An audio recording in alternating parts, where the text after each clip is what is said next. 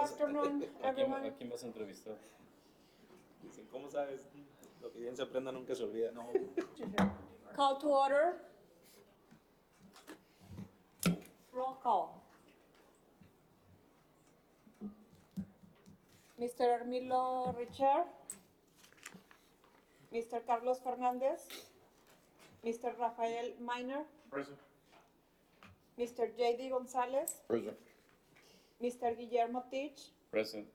Mr. Luis Hinojosa, Mr. Arturo Dominguez, Mr. Jean Lindgren, Present. representing Alpha, Mr. Hugo Nisiyama, Present. Mr. Gerardo Maldonado, Present. Mr. Jason Hinojosa, Mr. David Puig, Present. Mr. William Young, Present. non-voting members, Mr. Ricardo Cervantes, Ms. Yolanda Malagón, and Licenciado Eduardo Garza. And myself, Monica Salinas. We have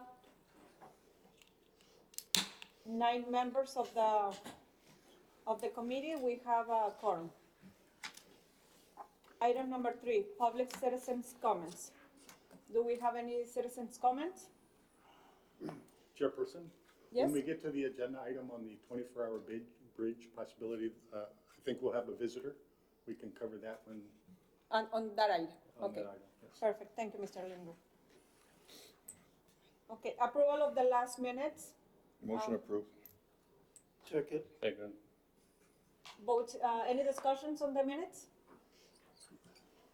Okay, votes in favor? Aye. Votes against? Motion carries.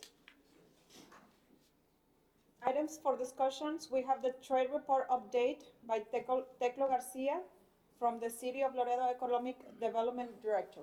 Welcome, Mr. Teclo Garcia. Yes, thank you very much, Madam Chair. Really appreciate it.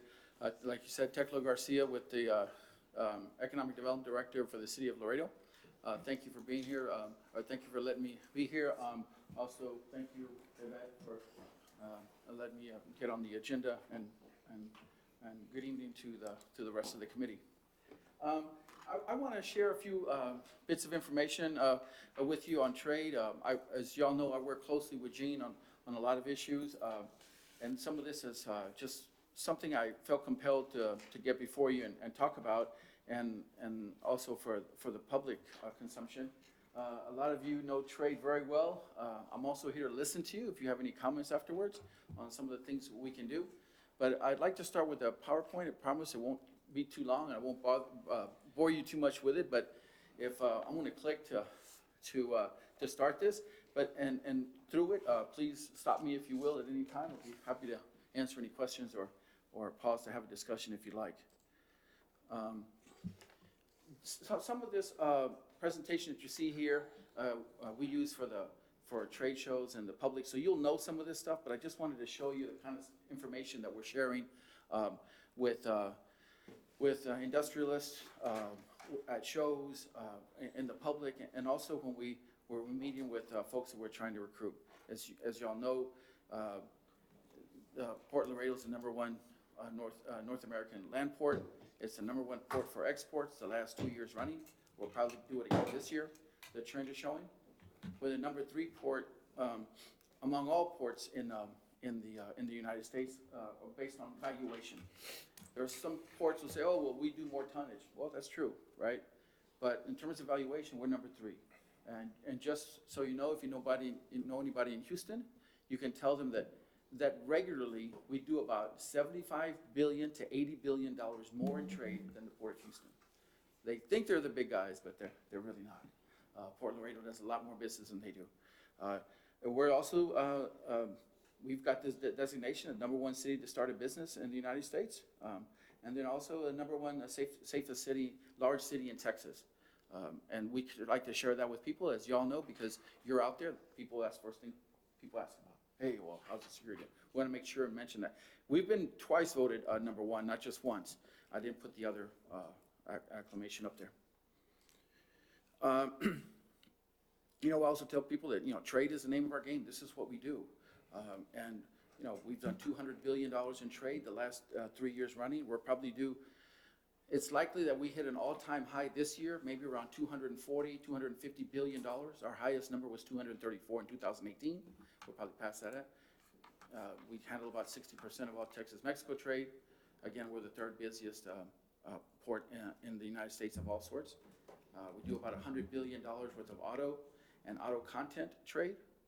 And this just for other folks, not for yourself, but we have the 5 international bridges, that's including the rail bridge, and of course the airport.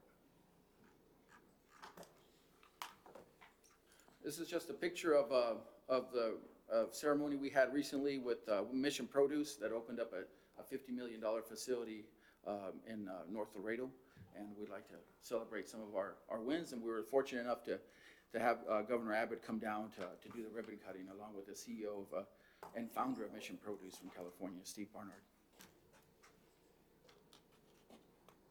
So the Texas State Comptroller tells us that our port impacts 474,000 jobs across the state, and we do about $71 billion of GDP.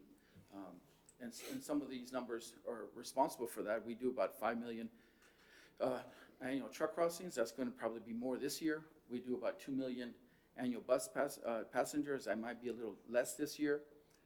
40 million plus million industrial square footage, which, Gene, remind me, we're at less than 1% vacancy. Is that correct? Right? Yes, we are. And then 1 million, about 1 million annual rail car crossings. We do about 9 to 10,000 freight trains a year. That's back and forth. And they average about 110 to 125 rail cars per train. And that gets us about that number. It varies a little bit, but it's about that much. So our top trade partners here for Port Laredo, across the world, obviously Mexico is the lion's share. About 98% of all trade is with Mexico.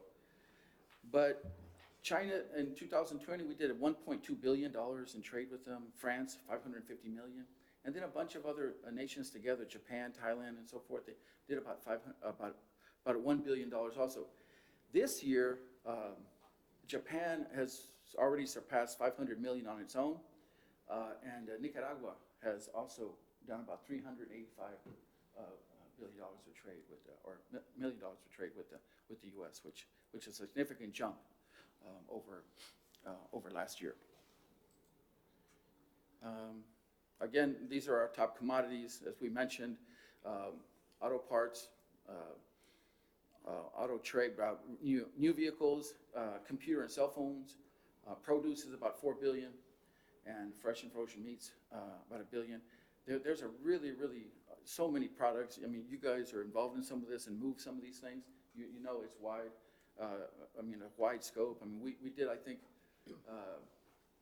$120 million of gold imports last year. I don't know who's handling that, but maybe you ought to keep it to yourself, right? We've done all kind of things for Mexico, and kudos to those of you who are doing that. Certainly, the city of Laredo is proud to have you as part of Laredo, the private sector that makes up the port. But as you can see there, let me just talk about produce for a second. That's something that we've been concentrating on. I know Gene's been working on that, something we've been working at, cold storage, produce. And our friends in FAR always like to say they're the #1 produce port in the country, and they move 60% of the produce that comes to the U.S. But their measuring tool is not valuation. They use it like number of trucks or something like that, or truckloads. To my calculations, last year we did about $4.2 billion in produce trade, and FAR did 4.5. So we're right there. We're virtually tied. Nogales is a little bit further down in Arizona, and there's a few other ports that handle stuff, but we're right there near the top. It's just a picture of some of the trade going across the rail bridge. And so on the trade trends to track,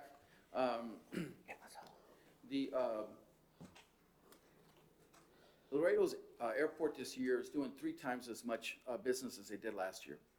You know, obviously coming out of the pandemic, we're doing a lot more than previous, and even more than 2019.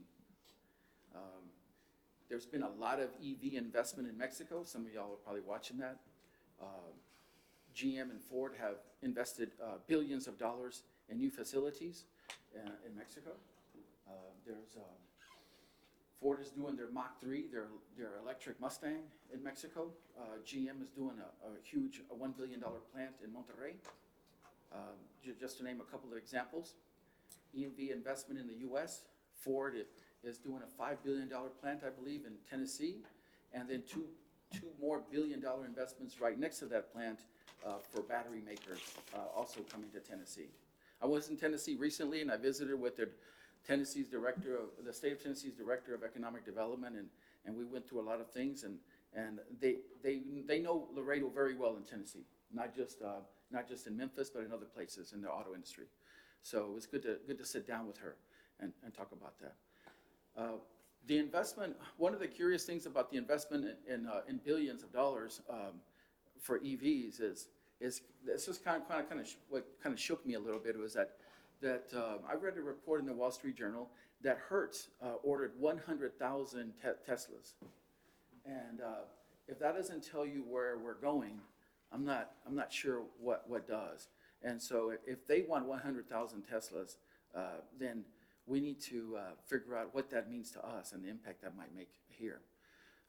EV trucks as well, Volvo and Lug brands that everyone here is probably familiar with are trying to move that way. And also importantly to note is we have a federal government that is moving in that direction. So industry is trying to follow that and take advantage of tax breaks and other rewards for doing EVs. This year, at the bottom here, and I'll get back to EVs in a minute, but I just want to show you that outside of Mexico, this year, China, Japan, France, Nicaragua, and South Korea are our top trading partners. And just off the top of my head, when we're talking about top trading partners, here in Port Laredo, our top markets in Mexico are Nuevo León, el Estado de Mexico, Coahuila, Jalisco, San Luis Potosí, and Querétaro. I think in that order. I might be wrong, but those are our top markets from here where we move goods to and from. So speaking of the airport, as Jay knows very well, on that committee, right now we're in the middle of $286 million worth of upgrades, $140 million of logistics projects. We have the 24-hour customs facility there, the $35 million terminal expansion, and currently it's the 5th busiest airport doing trade with Mexico. And I'll stay with the airport for just a second to mention those increases. This is a graphic that the airport has been using at shows and to recruit. You know, I can get you a copy of this if you'd like, but it's just kind of showing the size of this airport. It's kind of outsized its city and reputation. So even though Laredo's airport only handles about 1% of overall trade, maybe less, this year so far, it's done $472 million in trade January through September. That surpasses even the 2019 and does at least 3 times more what happened last year. Of that 472, 230 million of those are imports. And so that's 200 million more than last year. The biggest ticket item within that 230 million of imports is car audio systems. JD, you putting a big stereo in your car, that's not just a thing of the past. I guess people still do that, right? The speakers used to count. And then $90 million in auto parts, like shock absorbers, brakes, etc. And that's 6 times as much as last year. And there's a couple of things that are likely driving this. And one is, obviously, everybody wants content. They want it now. They're probably telling you that every day. You know, we need this now. And because they're short. The second part of that is they're trying to build up inventories that they didn't used to have, but now that they want. So they're asking for twice as much. And that's what's building these numbers up. Nico, can I ask a couple questions on that? Yes, sir. You got you got two programs that I think they're focusing on, that we should focus on a little bit more, especially the federal inspection station that we have there. It's not really utilized. We're the only one in the nation that has it. What are we doing to develop that and promote that and get that moving? Because the fact is, if you look at the numbers, taking consideration last year was a pandemic, you know, and even then, I think we had better numbers, you know, because of a lot of it's just-in-time shipments.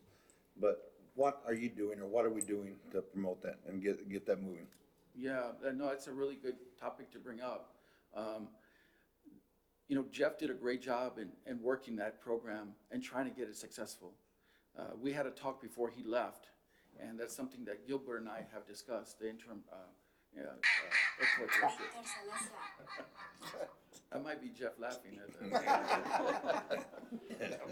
that. But that's something that Gilbert and I have discussed, and I know Gene has spoken to Jeff about this in the past, and this is something that other folks have demanded that we move forward on. So we're working on it. That's all I can tell you.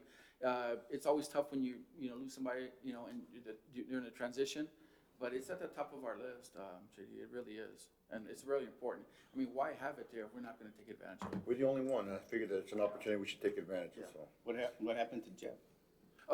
Jeff Miller, the airport director, he took a job in the Chicago area, and so he left about, I guess about a month ago. If even, yeah. Yep, something like that. Second question on that. Yes, sir. I know that we have a pilot program working with UPS and an individual broker here in Laredo, I believe. That's been on hold because of the FFA, I believe, in Mexico.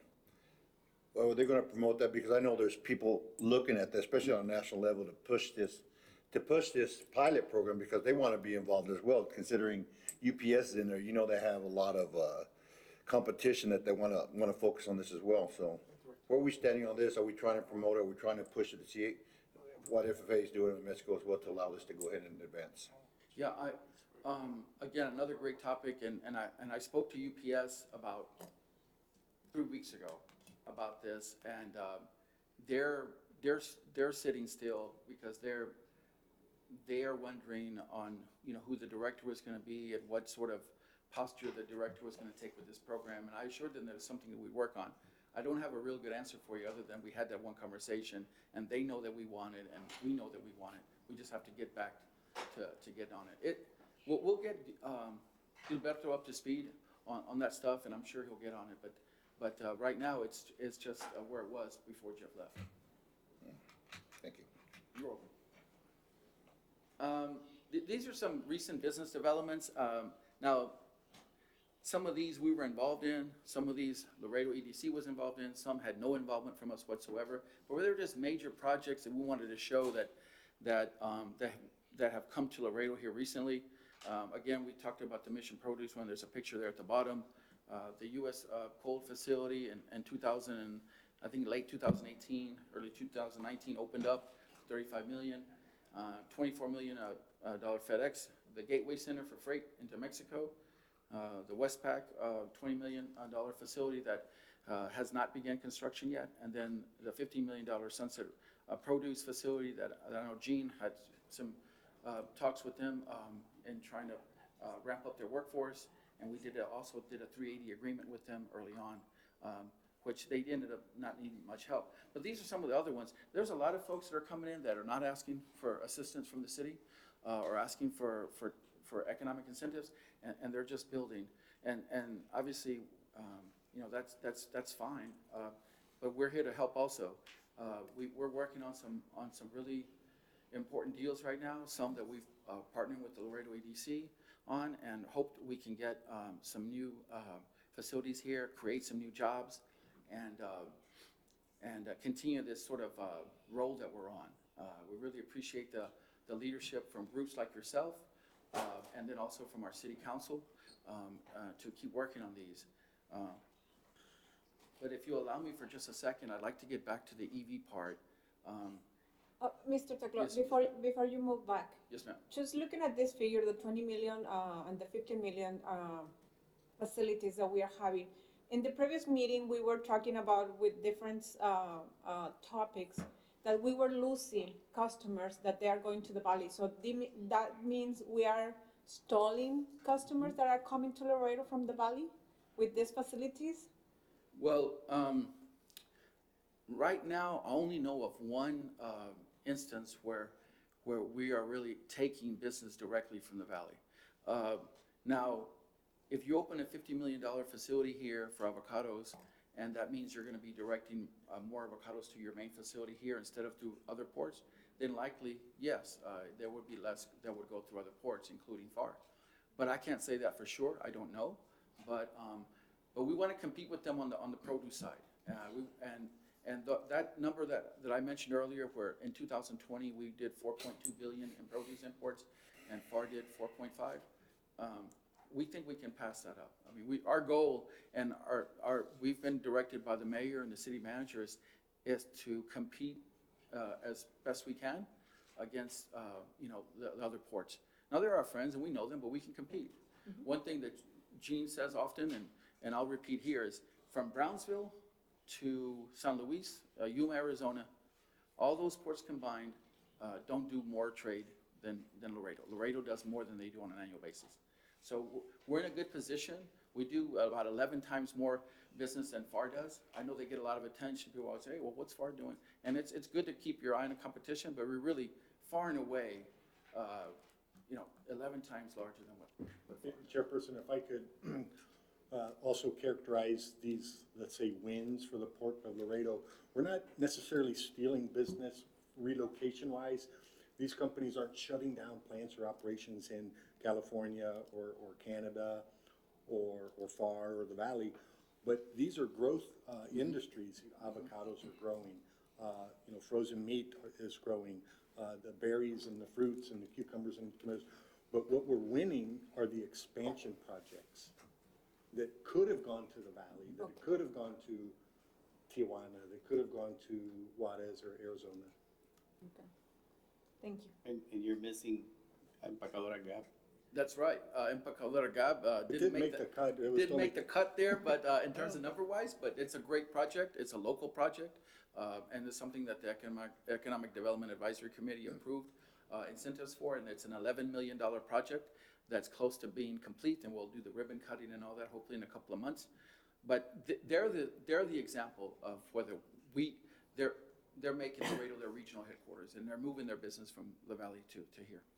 As a city, we are giving like more opportunities, because I hear a lot that Laredo doesn't give a lot of facilities to open a new business here, and the Valley does that.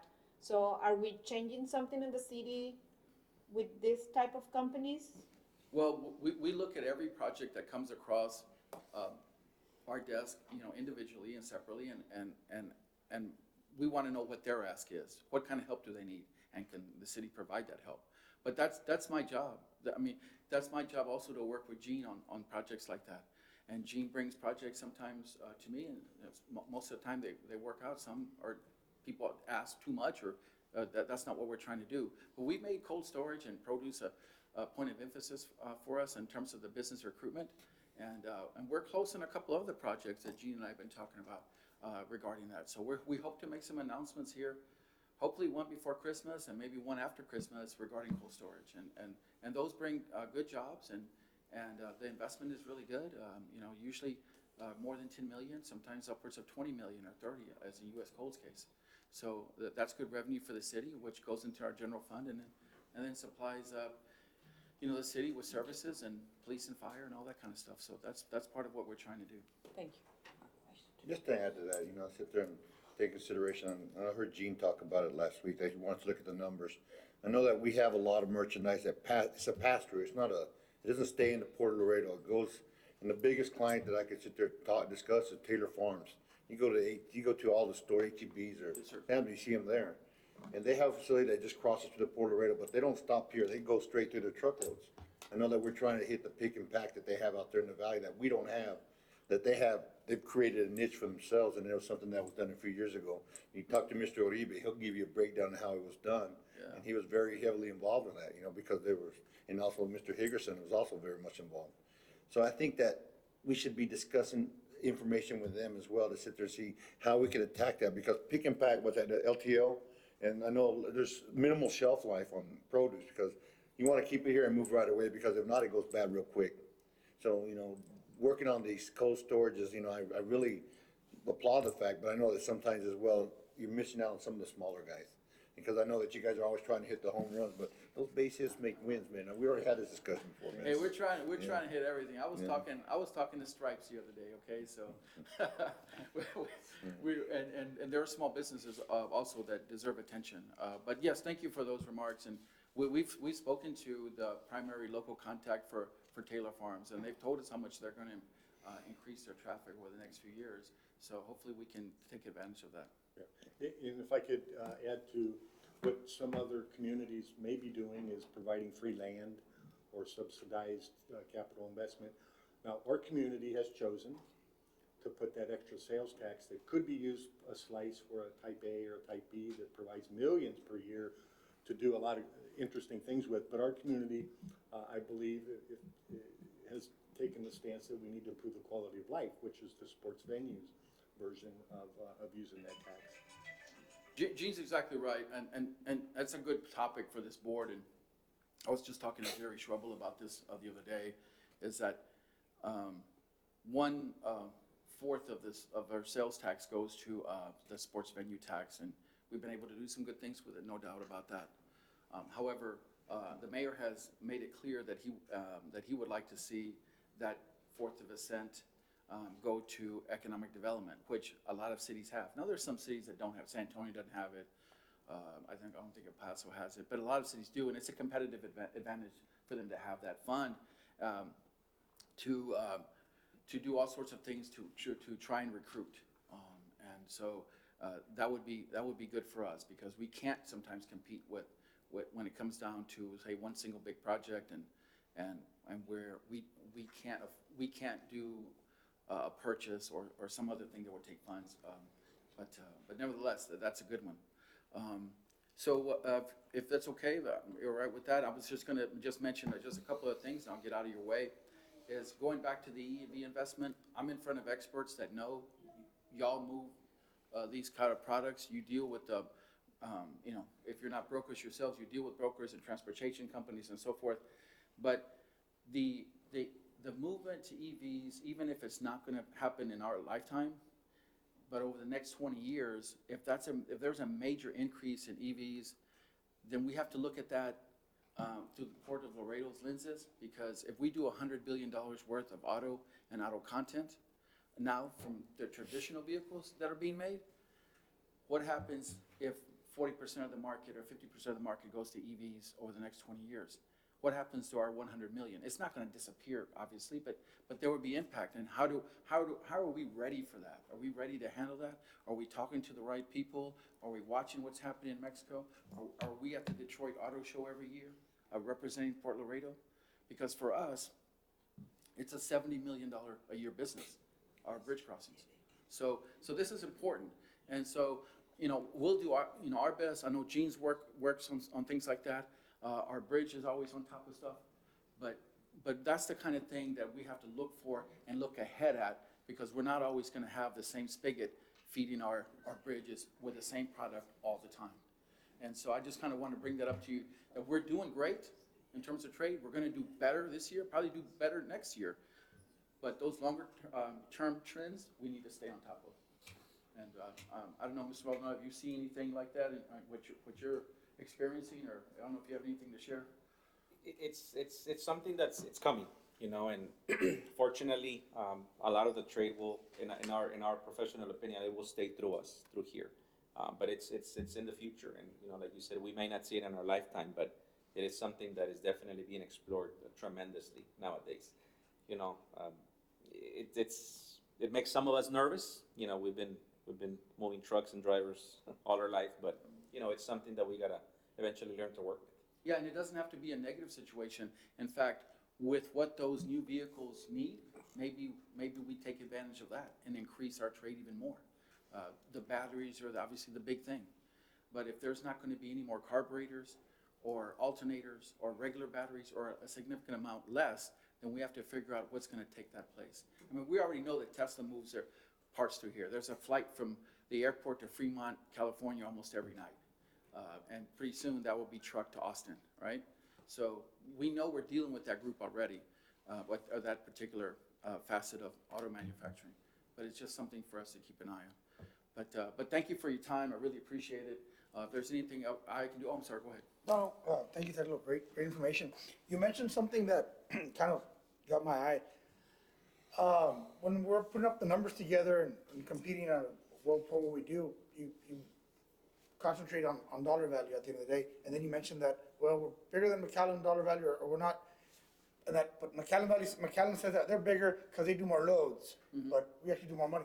At the end of the day, on a measurement point, don't we have to have the amount of loads or weight? And however we charge per se in the bridge, you charge.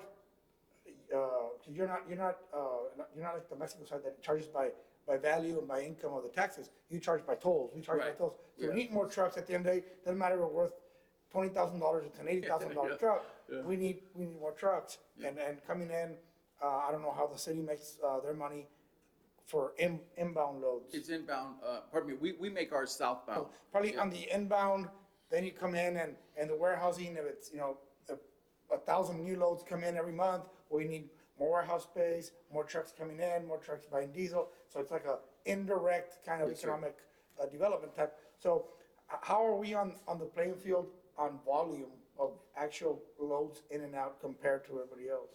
I couldn't quote you the number off the top of my head on the loads of produce. I do have that information, Milo, I just don't have it with me. It's very close, although they're ahead of us on like per loads. And that could be, for instance, of course, I lived in the valley for, almost 17 years. And so what you see in the valley crossover, because both sides of the river are agricultural regions, you'll see a lot of those, not semi trucks, but the smaller trucks with a tarp on top with the wooden panels on the sides. Huh? Right? Tortas? Yeah, and so you'll see a lot of those. Now, that's not a full load, and they're just, full of carrots or cabbage or whatever, and that, they count that as a load. But it is. It's a brings in single and- axle yeah, kind of a thing, but yes. yeah. But so, I'd have to research, I can get back to you though, I have that info, I just have to In look at it. fact, I asked that question last week or 2 weeks ago, or last month, of Port Director Alberto Flores, how much of the total crossings is produce, and do we see a trend year after year? And he's working on getting that data for us. I mean, for us, we're still down like 2%, 3% of overall trade produce, right? But it is an important sector, and it's one that's growing really fast. I used to run a warehouse in the valley, and I've been doing produce for a long time, let's put it that way. I don't want to say my age. But I noticed when I was in the valley, all we got in was produce. But we shipped it both ways. We used to get apples and stuff from Washington and go into Mexico. Of course, there were no permits to go into Mexico, but we got that cleared up. But on lettuce and stuff coming in, when the markets changed, we would bring in heavy loads. Like we'd bring in 30, 40 loads a day of lettuce. We'd bring in tomatoes, oranges, whatever was needed in the U.S. market, so we didn't have a ton because of freezes or whatever. They all came into Mexico. They all came through the valley. And I did fresh produce here in Laredo, and I had trouble with customs bringing it in because they said, well, you're the only one bringing them in. So they checked every load, they unloaded every load I brought in at the bridge, which charged me about $250 extra at the time. Which, how do you compete with those people if you're having to pay extra money here to bring it in? And I don't think Laredo really does enough fresh produce as compared to what the valley does. I think that's where the difference is. Yeah, no, not yet, and you're right. And the thing is that the valley has had that ecosystem around for, 60 years or 70 years, because that's what it's been. You used to find bodegas everywhere. There's not as many anymore, but we're on the map. And Gene and I know this because we've had those conversations with folks who have come here. We've asked cold storage and produce people who have come to Laredo either to build or look for a site, why are you here? And they say, because Mission Produce is here, because Sunset's here, and wherever they are, we're going to be, because we're going to compete with them. Our number one produce import is avocados. Right. Number 2 is berries, they group the berries together.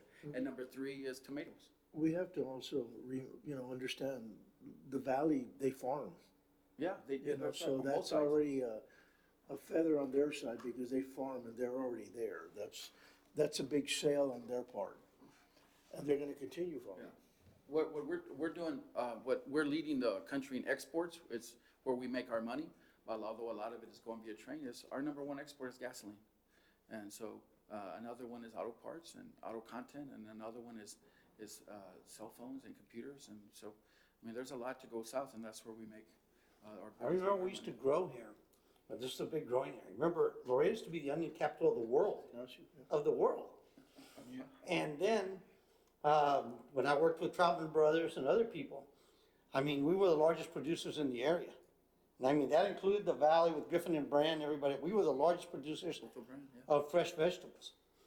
But when that went away, all the warehousing space to inspect and do fresh vegetables went away. Because we were the ones that repacked it. Why did it go away?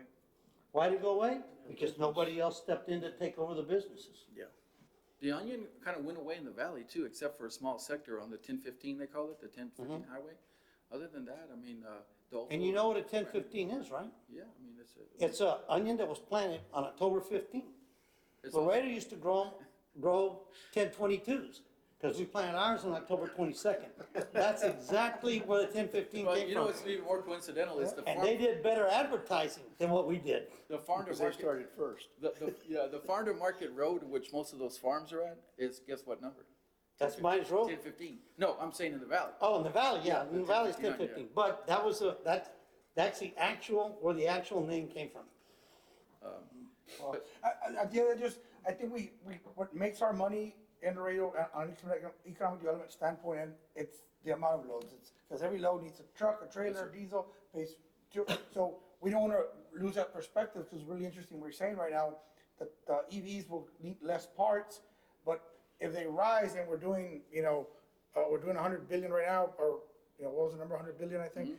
If we go later, oh, we're doing now 120 billion, oh, we're good, but at the end, we're getting 80 trucks instead of the 100 trucks, we're gonna lose some, not competitive advantage at the end of the day, but we're gonna lose some jobs, some indirect economic development that every truckload brings in at the end of the day. Right. So that's kind of where we're going. Yeah, and one of the things that we've been doing since I got here is we've been trying to create a program of trade missions in Mexico. Last week, the city manager and some other folks were in Michoacan talking to avocado folks, right, and meeting with the mayors of those cities and in industry.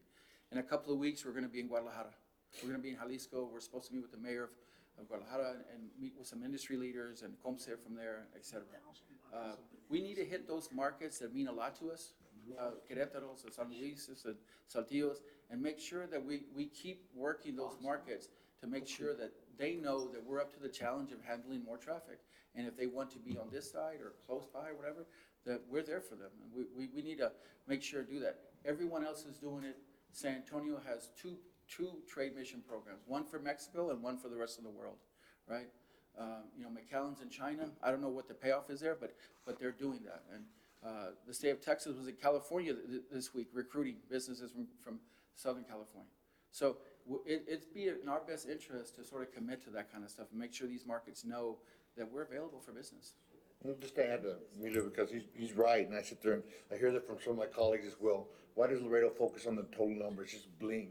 You gotta focus on those trucks, you gotta sit there and push those trucks, because the volume, it helps with our infrastructure, it helps with the amount of traffic that we're moving. And if we were to push that a little bit harder, I think it'd be looking better on us, because everybody knows that big number, because we already have that in there, but the number of trucks, that's where that's our bread and butter, so. Yeah. Just that. We're definitely pushing that, for sure.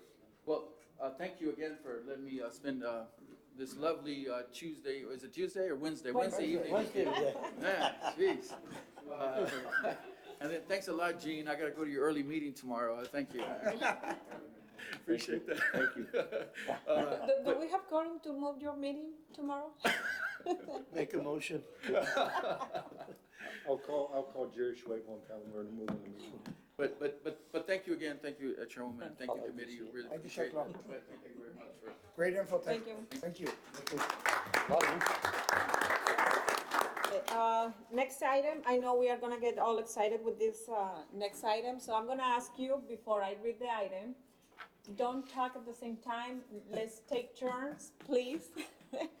That experience, Okay.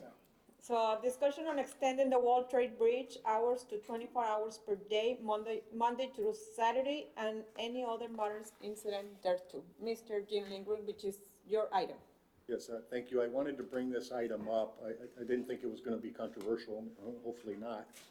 I wanted to bring up the item of extending the commercial bridge 24 hours a day, Monday through Saturday, or some combination of that for a few reasons. One is it could provide additional competitive advantage for our port. There is a port, an international port between the United States and Canada that is open 24 hours a day. I don't think there are any other ports between Texas or Mexico and southern United States, but we like to claim we're number one. So we don't need to compare ourselves to other ports. Let's stay number one by evaluating the potential of extending the bridge hours. It could provide additional capacity. Some of the hourly volume, especially in the evenings, could shift a little bit into the midnight hours. It could provide an outlet for when the Mexico SAT system goes down and the truck drivers don't want to leave Mines Road because they know it has to cross, and probably the same thing on the Nuevo Laredo side. So it gives us extra capacity. It could provide us with a competitive advantage. I know I worked in the automotive industry for 35 years, and we were always sweating late at night, 11:30, 12. If something didn't cross, many times because of just-in-time and lean inventories, it would turn into a ground expedite. If it was already a critical part and it was going to go on a ground expedite, it turned into a charter.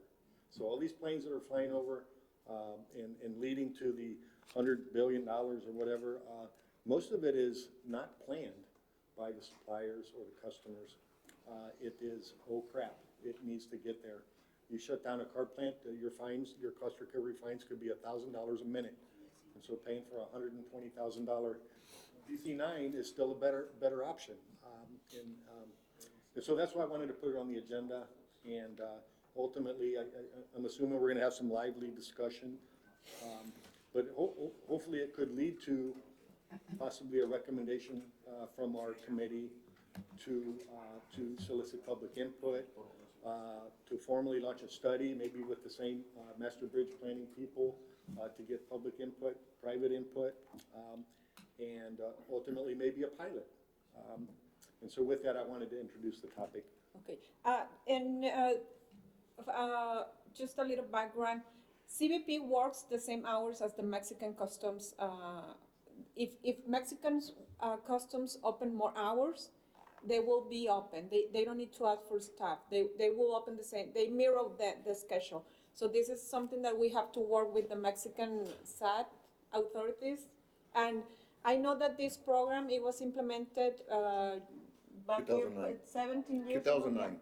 So, and the amount of trucks crossing, especially because of how the situation it's in Mexico, they didn't cross enough trucks. It was like 10, 12 trucks.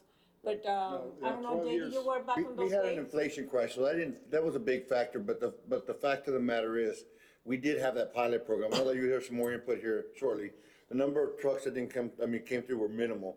Prior to that, we used to have 24 hours here whenever we were at Bridge 2, and we would cross late at night as well. But they cut it out, volume is set up. We also have to work with the budget that CBP has. So there's a lot of factors involved. I've got my talking points. I'm gonna wait to hear a couple of things before I go ahead and move forward with that, because I sit there and right now, I'm speaking of Long Beach. They're going out there, they did it 24/7 because of the fact that they're having their problems right now. Bottom line, I've been in some calls with a lot of dignitaries speaking on this topic, and they call it window dressing. Because you gotta take in consideration, bottom line, it's not only customs that has to work, you look at the complete supply chain. The trucking industry, yesterday I was on a call, or even this, I don't know, this morning or yesterday, there's a shortage. Driver shortage, equipment shortage, and it's been going on for 20 years, I think he was saying.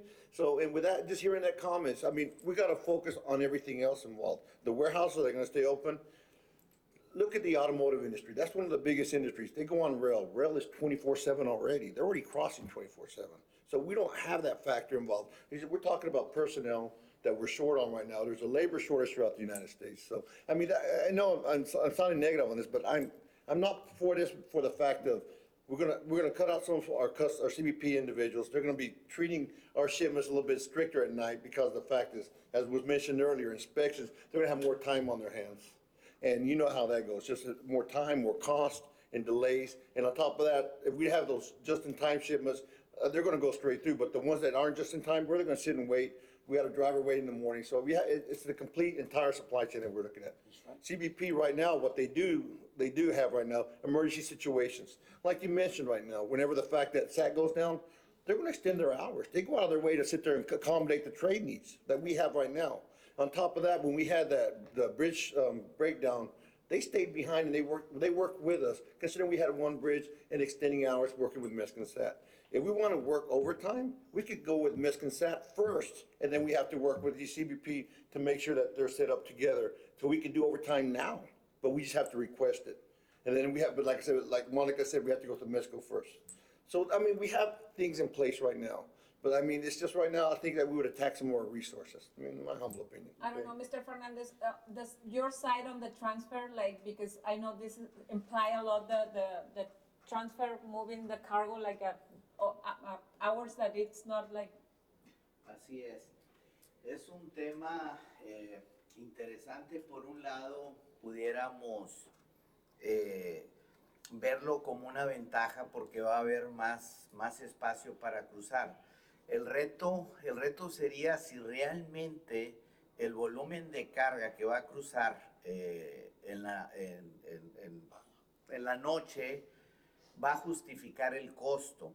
Hoy el problema del transporte se llama además falta de operadores y los operadores tienen un tiempo en horas para manejar. Esas las podemos utilizar en el día o en la noche. Lo normal es utilizarlas en el día. Entonces, ese sería uno de los inconvenientes para utilizar el horario de noche.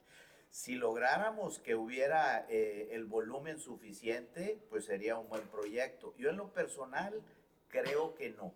Creo que sería más el costo tanto para el puente como para las empresas que quisiéramos utilizarlo. Gastar en otro turno para el volumen que podamos utilizarlo en el horario de la noche. Pero, pues la mejor forma de saberlo, pues es teniendo números, ¿verdad? Esto es una percepción. On the Mexican side with the brokers, is there any like staff issues going? Because this implies that also the Mexican broker has to have people if they have an intensive at night. So on the Mexican side, I don't know if someone wants to. No, yeah, that's definitely gonna be an issue. We're studying the issues. We don't wanna say no, because the current issues, you get a new challenge, you project, you fix it, you make it work, and like we've made a lot of things work. But currently, of course, if we start tomorrow, it's gonna be a whole lot of training and convincing people to take the night shift, driving it's different from the World Trade Bridge to the houses. Like, as you know, Laredo Bridge on the Mexican side is, 20, 30 kilometers of ranch roads and highways, and it's, safety reasons, it's always been a concern. Our team members that are at the bridge, excuse me? No, he's saying safety. Oh. Safety. Yes, and so getting them to be out there 2, 3, 4 in the morning, it might be a first roadblock. If that's where the industry's going, we're gonna have to make it somewhere, do a hotel at the end of the day. Going back to what Mr. Fernandez said, if we have the whole volume, it's a project, it's a no-brainer. We're gonna have to be competitive and do it, but it's a long process. On the other side of what you were saying, that we have to go to SAT first. I don't think that's true, because if SAT says yes, CBP will be like, oh yes, okay, let's do it. Well, no, it's gonna be like, well, let's plan it out, and we need funds, and we need another shift. So it's not a one or the other. It's both of them have to be in it together. It's not. I don't think if SAT says yes, CBP are like, okay, tomorrow we're ready. It's. Technically, is how it works right now. Like if. But a couple hours, but not. You're talking about extending it 8 hours. Who has it's a big program. I'm just saying, I think that's a thing to get stats from CBP, from SAT, for them to do the homework. What can we extend, and then get the industry together, and maybe even a start off. Hey, go to 2 in the morning instead of 12, just because I don't know how many trucks are staying after 11:30 probably the automotive industry, that those trucks, if they don't cross by 12, they're back, and they're not gonna reach the plant till tomorrow at 11 in the morning. Those are the trucks that if they cross at 1, they'll probably be there at 6 in the morning where they need to be. So maybe kind of do a pilot on expansion on the hours. And there's many constraints that I'll probably mention, you know, here in this room, we're gonna discuss 10% of them. Once you open it to the real world, you know, working at 2, 3 in the morning, like Mr. Fernandez said too, where are we restrained on the hours of the operator? Now they're working from 9 a.m. to 2 in the morning, or from 9 to 10? So do you need another shift for the transfer operators? So I think it's always great to have it analyzed, to have everybody analyze it, and just keep it there ready when we think we're ready to have that information ready to put it in play. But it's just gonna be How about making a quick survey with our members, Mexican brokers and carriers and everyone? Like, do you think you will utilize the bridge 24 hours? How many big players like GM and other ones can commit cargo overnight? Maybe that's a starting point. And right, I'm not naive. I understand there are challenges with third shifts, challenges with coordination with Mexican authorities, challenges with concerns about security in Nuevo Laredo, our sister city. You know, I think the big customers, the Fords, GM, Chryslers, Toyotas, Teslas, basically dictate, right, when they're going to be picking up the material, and you have some negotiation. I work in that industry. I'm not proposing that we jump right into a pilot. What I'm trying to, I mean, great discussion. What I'm proposing is that we consider recommending for a study and public input.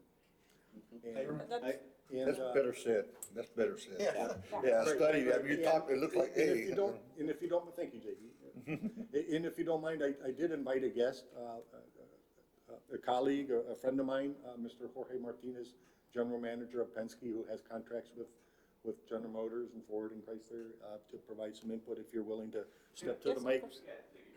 Mr. Martinez? You have a question before, Arturo? Before I'll let him okay, speak. I'll let her perfect. guess. Yes, go ahead. And I have a comment Welcome. as well later. Thank you. welcome.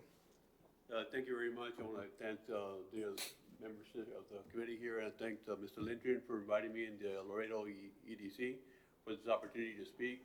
And I know that there's a lot of discussion, a lot of pilots that were done, a lot of things that were done in the past, but the way we see the trend because I work for, I'm not at liberty to say who I work for, but I'm going to tell you it's 3 of them, and they're pretty big, okay? So it's the OECs in Mexico that we ship southbound to get production parts, and just in time, as Mr. Lindgren has been stating to the fact, we're changing. We change our trends. We change what we're seeing. We go to third shifts to ensure that we're transporting the parts to just-in-time material. The days of the things in the pipeline are gone. It's that part number for the customer that's just in time to get into the production line to get onto the vehicle. I also brought Tony Sabraca, a colleague of mine who does more study for this, and yeah, we see across the automotive worlds in the parts where we try to ensure that that shipment doesn't stop, the commerce isn't closed, and we ensure that drop and hook and ready to go to the next stop. Okay? So I know I've worked with Mr. Fernandez here quite a bit, so we utilize his service quite a bit, and on an emergency basis. Just in the volumes that we cross during the days before the pandemic, we were crossing over 1,200 trailers a week.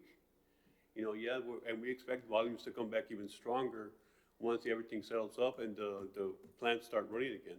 So here, I strongly support the 24 hours, and again, to me, it's pilot studies to ensure what is optimal, because I know it's all based on the Mexican government opening the bridge, because I know the U.S. is more than able to try to accommodate what is Laredo, right? So to ensure that Penske Logistics, we support the study or whatever needs to be done to ensure that we are able to service the customers that we provide here in Laredo. Tony, you have anything to say? No, I mean, I just reiterate what George says. I think I work out of the Michigan office. I work a lot with the automotive OEMs and the tiers, and this is the feedback we're hearing, right? And this is my first time at this meeting and hearing all the discussion of the first gentleman. I think it plays right in the line. If we want Laredo to be number one, the number one port, this is something that puts you at the cutting edge. This is something that takes you over and makes you the best port to have that 24/7. Again, maybe not every day. I don't know if it's one day a week or whatever, but that's an advantage that keeps you guys at the number one. To me, that's what it seems like. Is it going to be easy? Absolutely not. I think there's a lot of constraints you have to go through, and that's with any good project, right? You see that in any major project. There's a lot of roadblocks. There's countermeasures. You work through them, but I think this one really has a lot of potential to really open up and bring more volume and keep that volume being consistent. And then you don't have we have a shortage of drivers. I think we talked about that. And the drivers can't make money doing the drayage. Why? Because they can't make the turns. It's not conducive for them. So this opens up that. It helps them. It seems like, it's something that could really help a lot of folks. So it's Yeah, Just to add- understanding that there's gonna be costs, and again, that's fully what we understand and support from at least from the top levels that we spoke to in the automotive world, they fully support this. So just like If you get to ask in a survey or in a test, how many of your loads daily or weekly hit that, I don't know how far you from the bridge, or it's a long route, or what's your limit to have a truck leave your yard? Well, 11:15, 11:30 maybe? We're strategically located at the foot of the World Trade Bridge, Yeah. so we cross in a matter of 10 minutes. Okay, So- so I don't know what your cutoff is, but is there how many times a week happens where you're get that point like, oh, okay, tomorrow to 8? And how many trailers is I that? gotta say, the bags under my eyes is not because I can't sleep, it's because I worry too much about how we have to cross shipments, right? So, yeah, it's just in time. I mean, that's constant hot shipments that we get from our customers that we have to cross. If it's the additional 2 hours, perhaps, is that gonna be a solution? Who knows? But if it's the 24 hours, I mean, right now, it's what we talked about, the Ambassador Bridge up in Detroit, doesn't close at all. It's commerce going back and forth all the time. So that's the way do we need to achieve that as Laredo and to separate ourselves from all the other ports? I believe so. I know so. Mr. Dominguez and then Mr. Maldonado. Yeah, a question on cost. Would you be willing to pay overtime Oh, for absolutely. customs? Yeah, without a doubt. I mean, because that's one of the biggest costs there. No, And through the city, there's a law now that you can pay through the city and pay overtime. I mean, I think the valley's already doing that. yeah, it's but not what we call overtime, but we call premium charges or premium rates, right? Because of course, we all relate to time and a half, that you're working beyond 8 hours. We trend, how we're gonna logically look at this, you work 8 hours at a premium, and that's how we're gonna approach it. And charge the customer, ultimate customer, that particular premium. Mr. Maldonado. Thank you for your comments and your support of this.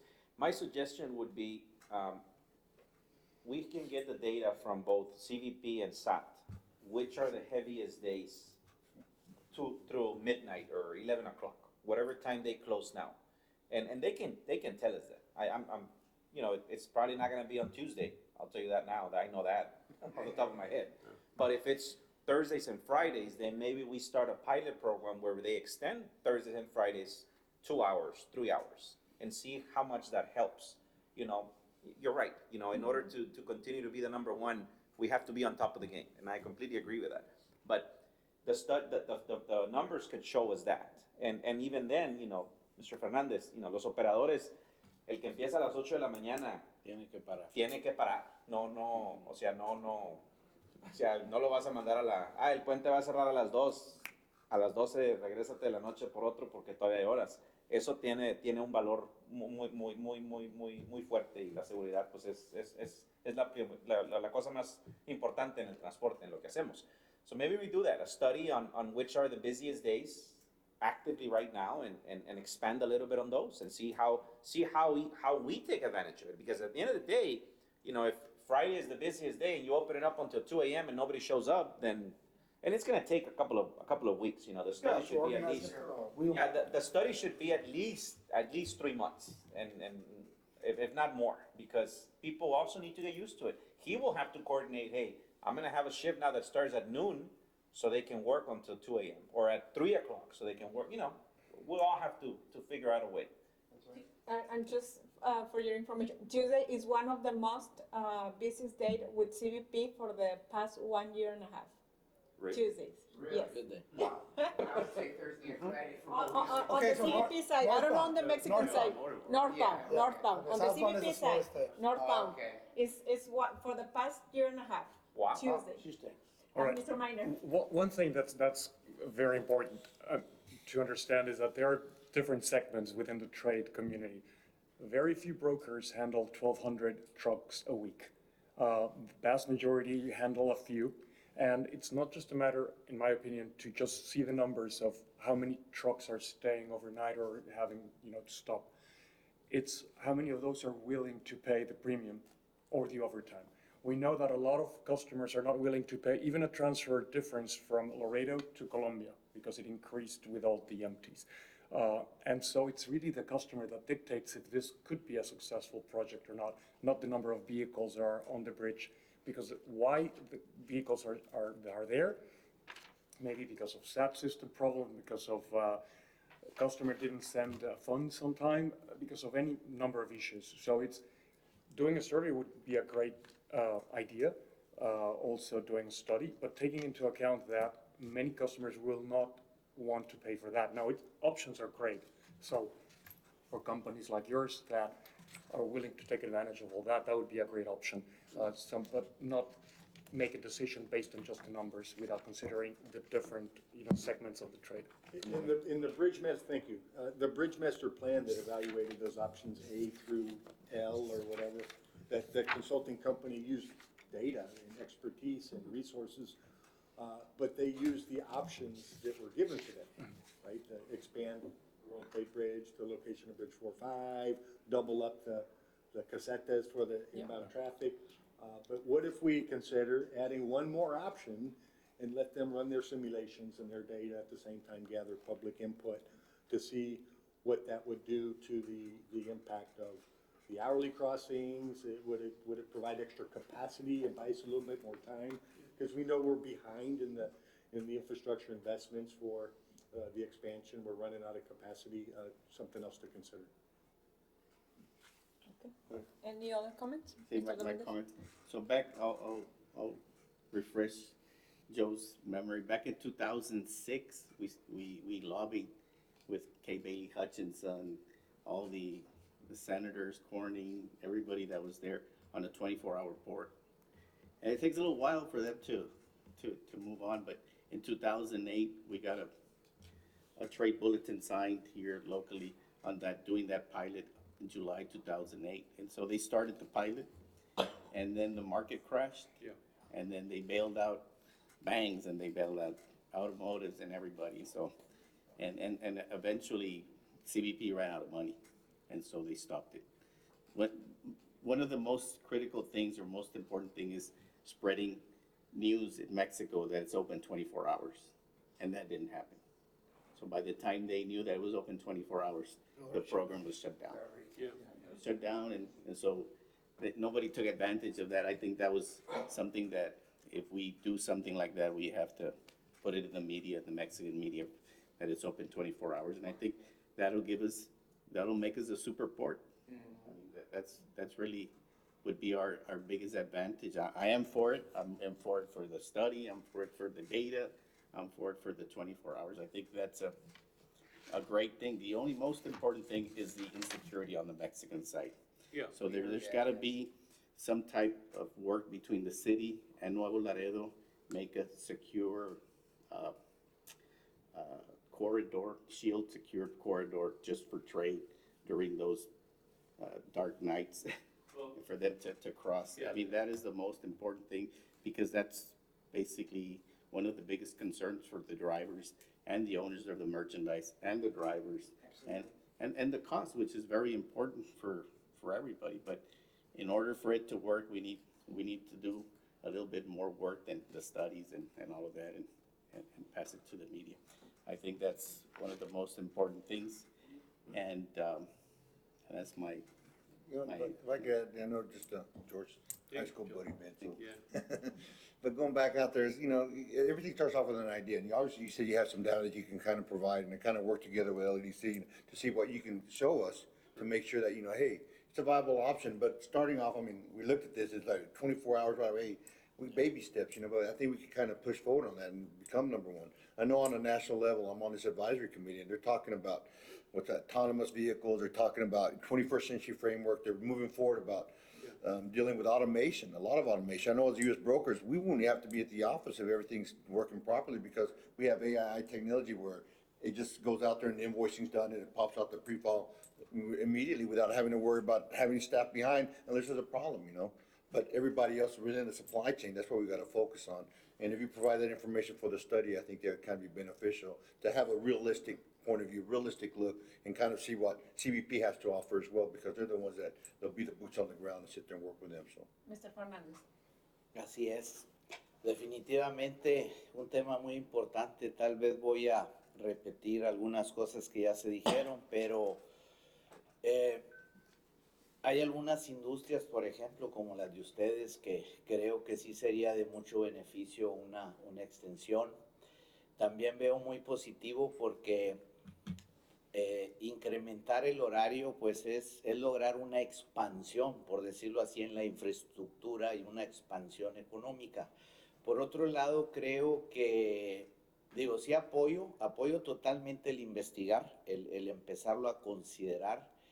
Y lo que creo es que irnos a 24 horas así de un golpe o de un salto tal vez no sería lo más adecuado, sobre todo porque si los resultados no se dan, son proyectos que arrancan y terminan.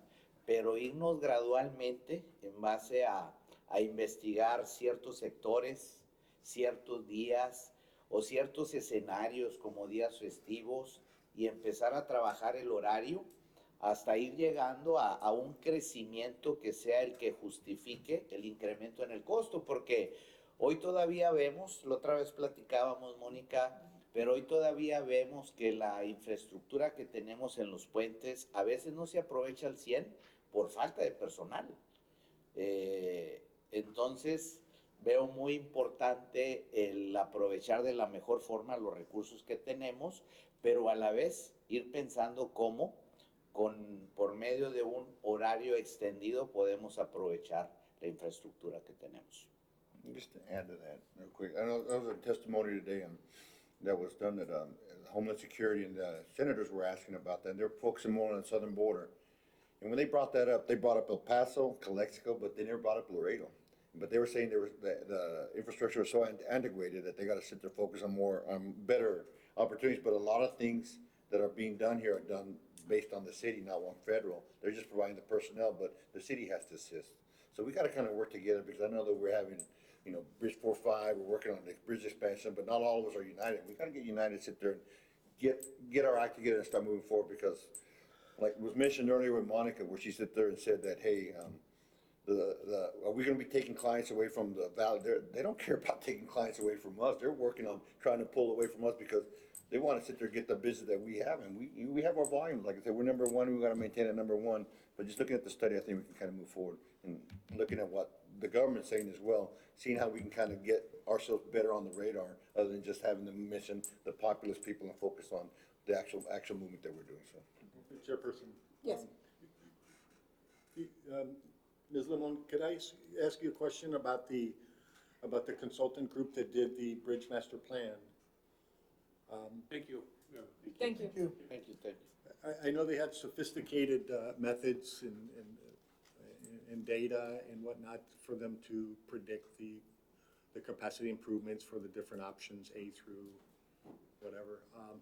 Did they also utilize public input, private input into some of the options, or was it strictly data? No.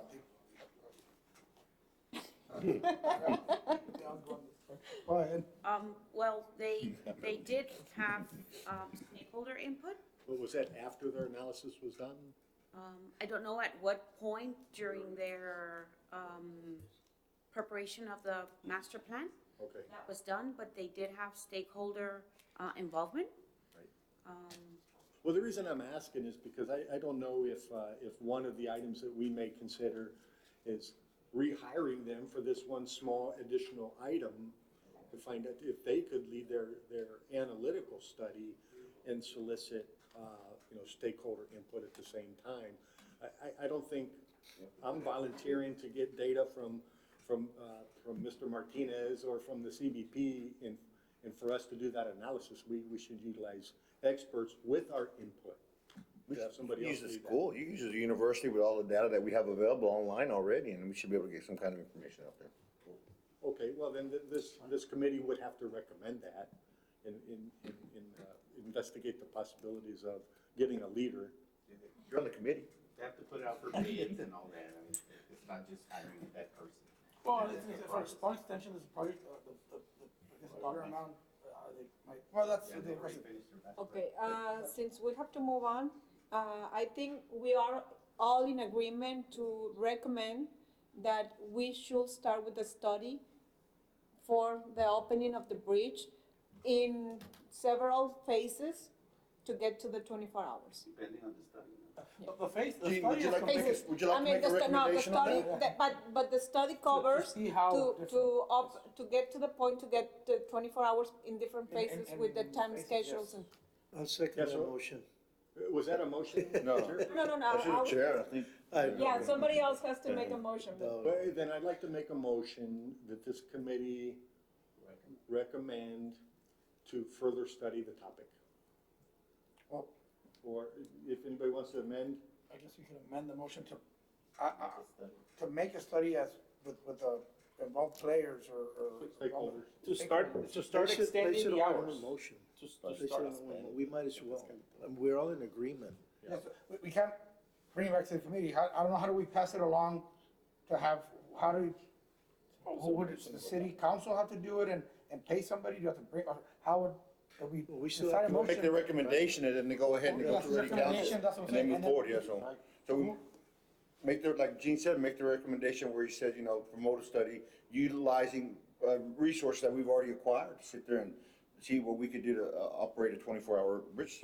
When it gets to city council, the recommendation needs to be specific, in my opinion, and say, to start a study to start extending the hours of operation of the bridge. World Trade Bridge. In 24 hours. increments, yeah. And eventually, if the study shows that a 24-hour bridge is something that will work for us, then so be it.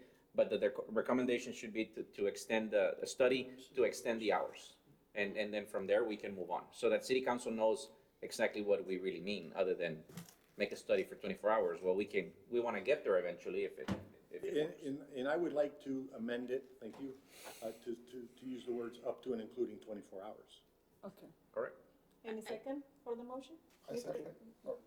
If I may, Yvette Limon, for the record, I would also need to kind of begin a work group meeting with the city, CBP, the folks from SAP on the Mexican side, and Fideicomiso, because it's got to be all four parties that would need to agree to this prior to getting any studies done. Correct. Because if one party says, no, it's not, I can't, then I feel there's no need to start a study if we're not all in agreement. That was my So we question. How need do we to, start it? I guess, You form a working work together, committee, a Mr. work group. Lindgren and I, we can set up a meeting and kind of introduce this idea to all four agencies and kind of get a feel for what they say, and if they're in agreement for us to kind of move forward with the recommendations that you all are making here today. Thank you. The only risk is, what if one of the agencies says no? Well, they have to all be in agreement, because if one of the regardless if we do studies and the studies prove that we can open 24, and if one of them says we can't at this moment, then we will not be able to move forward, because all four parties, just like they come, Fideicomiso, CBP northbound, us southbound, and SAT, we all four have to be in agreement, and that's kind of what we do right now. When they have a special crossing, somebody needs a part or parts to complete something on the Mexican side, we all get together and it's like, okay, we need special crossings. How many vehicles are gonna cross? Between what time and what time? Okay, between 12 and 12:30. After our set hours, we stay open, we leave staff, everybody is in agreement. trucks cross. We shut down once there X number of vehicles cross. They tell us. We all get in, and we're all in agreement. We allow the crossings after our normal hours. You did mention a few words there that we have to be careful with, and that is "at this time," because this is not the kind of thing that I think we would do in January, right? It could be January 2023. This could be a medium-term kind of Exactly. initiative. Right. Not necessarily now, but we can start looking into it and having discussions with all the other agencies. Mr. Dominguez? Can we look at Colombia as well, if World Trade doesn't want to? Sure can.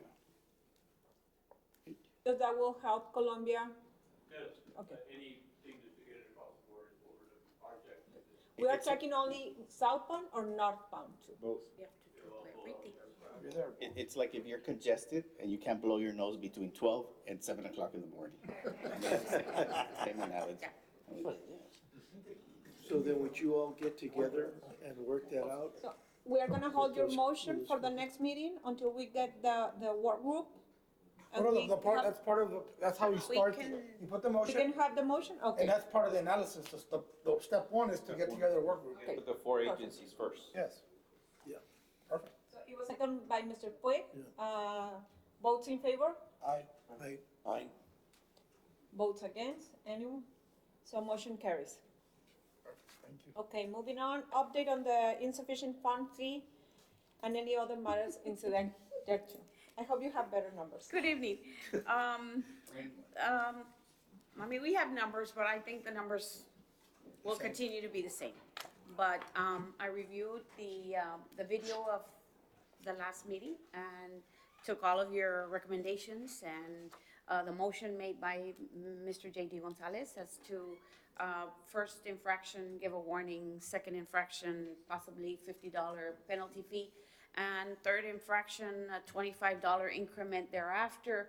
I will, with your, I guess, final concurrence, we will move forward with that, a motion. And also, I know there were other committee members mentioning better communication with our account holders. So I will work with our IST department to see how best we can communicate with our customers. Mr. Yeah, I don't, last week, or the last month, Mr. Fernandez wasn't here, and I know he plays a big factor in this. You know, just, if you'd like to make an opinion or make. Yeah. No estuve en esas reuniones, he oído algunas propuestas y no sé cuál vaya ahorita a funcionar.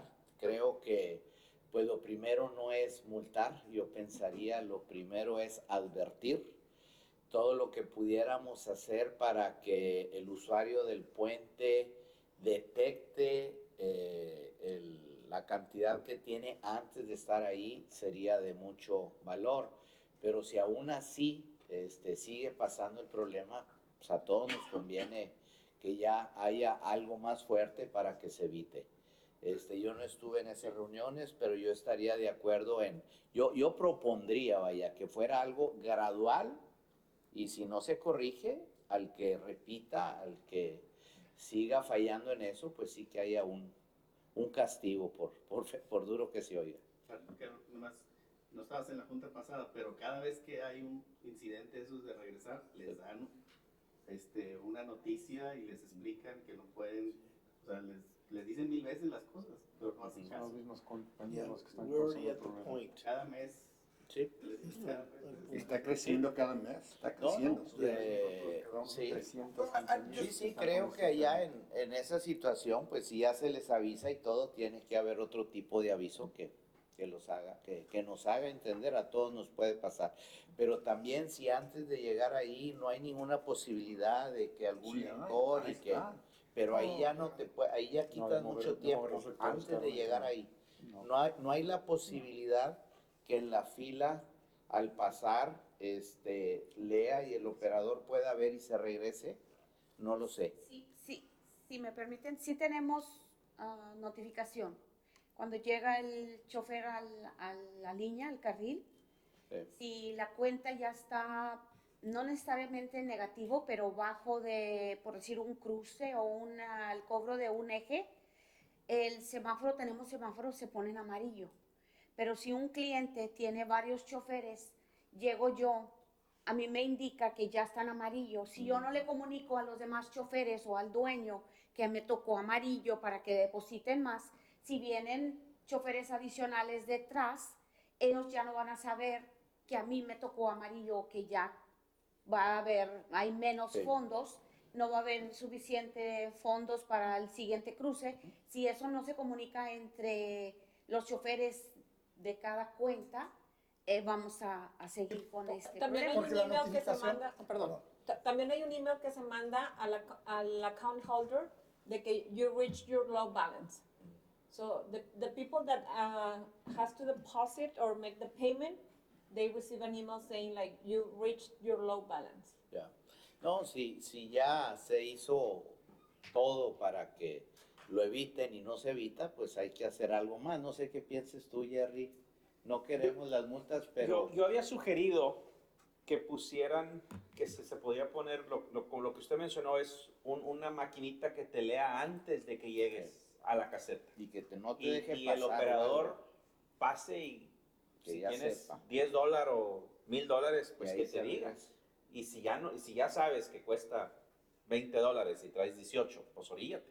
Ahí te Evitar el llegar, parar tráfico, hacer toda la vuelta y salte, o sea, esa es una sugerencia que en mi punto de vista digo que sí, estamos gastando, la ciudad gastaría dinero en arreglar un problema de un grupo que pues no se fija en sus correos, en sus amarillos, pero nos beneficiaría a todos. Que todo el camión que pase, que te enseñe el número de cantidad. Y si te enseña el número que no vas a completar los ejes, que te salga la luz roja ahí para que el mismo inspector vete para la derecha, ya no te vayas a la cajeta. Okay, so I think we checked on that and you said the system won't permit because there's two. Right, because O sea, if it nomás reads, en la caseta se if puede, it reads el the sistema. tag, since it's automated, it'll read the tag and charge the toll at that point. It can't just read the tag and determine And if give you a there's balance. funds or not, right? And then we talked about the Si se That's pudiera... our sophisticated toll system, but Antes sería... Y hasta hablamos de una tarjeta de crédito y no la aceptamos. No aceptaron que forzaron a las compañías a tener tarjetas de crédito. But I will, Si I se will pudiera continue. hacer algo antes, como sería, creo yo, la mejor opción. Si no se puede hacer eso, y a todos nos afecta esa pérdida de tiempo Sí. y eso finalmente nos cuesta más que pagar una cantidad, pues ¿qué le hacemos? Los lentes se van a poner cuando le empiecen a cobrar para verlo. I'll continue to work. I'll work with our IST department to see what better communication method we can implement to notify our account holders from what we already have right now. Maybe, like, hopefully there's something additional that we can do to notify them some other way, other than right now they have access to their account through the LaredoTradeTag.com, through their phone, through their computer, at their office, different ways for them to check their account balance.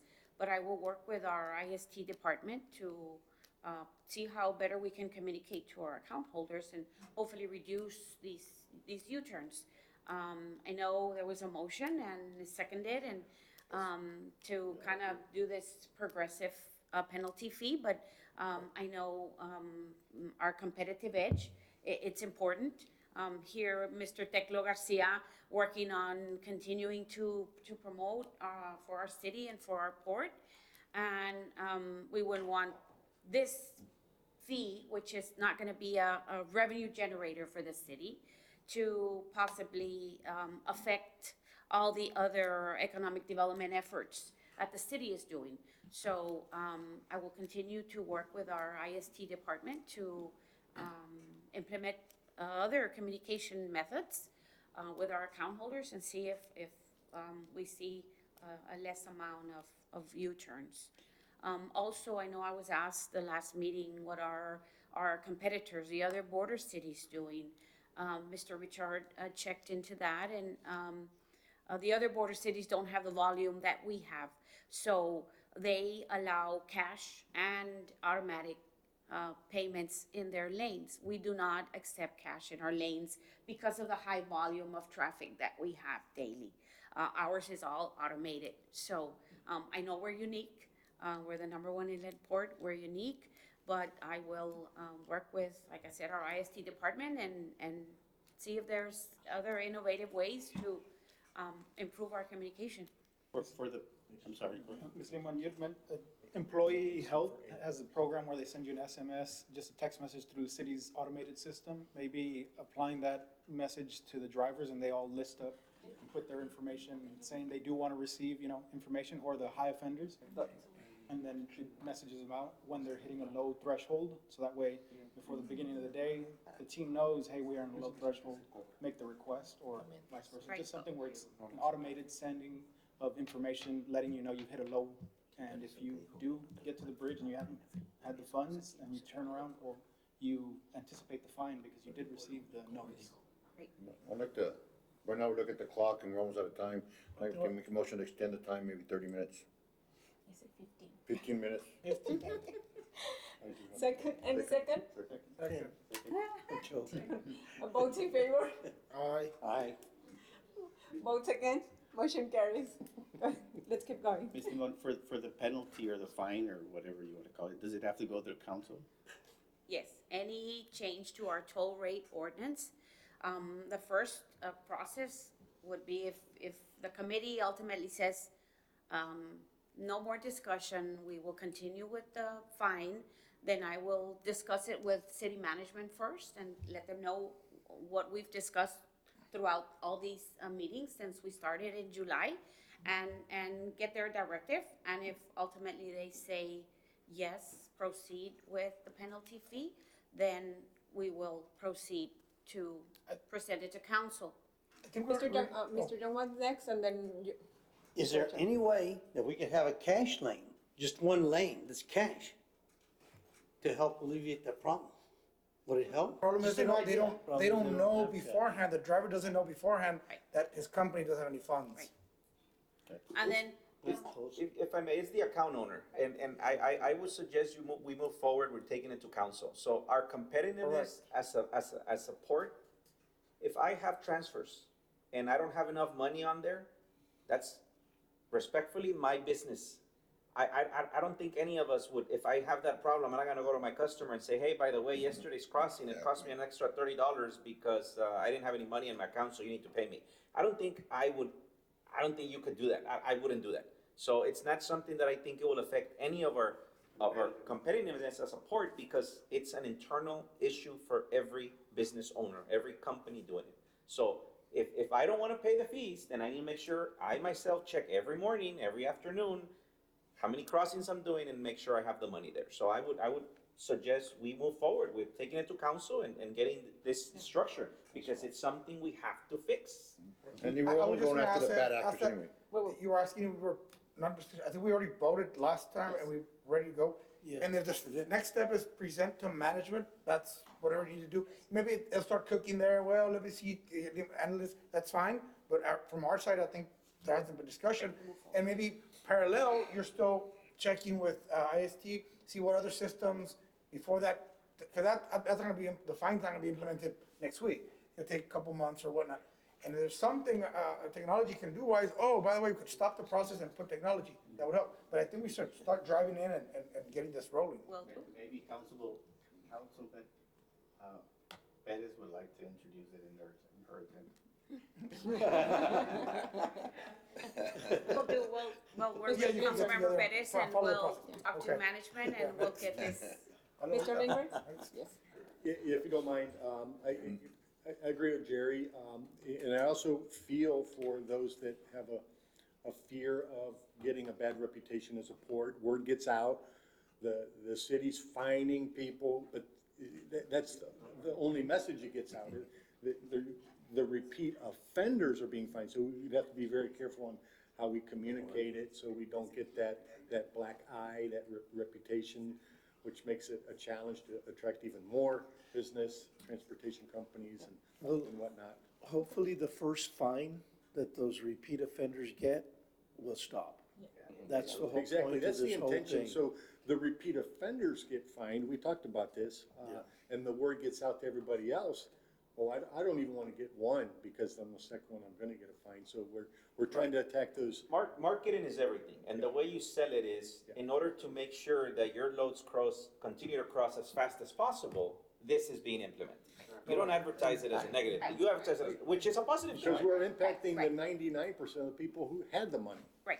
Yeah, and the number one thing is, it's safety, because that truck has to turn around and stuff, and that's where your in is at on that fine.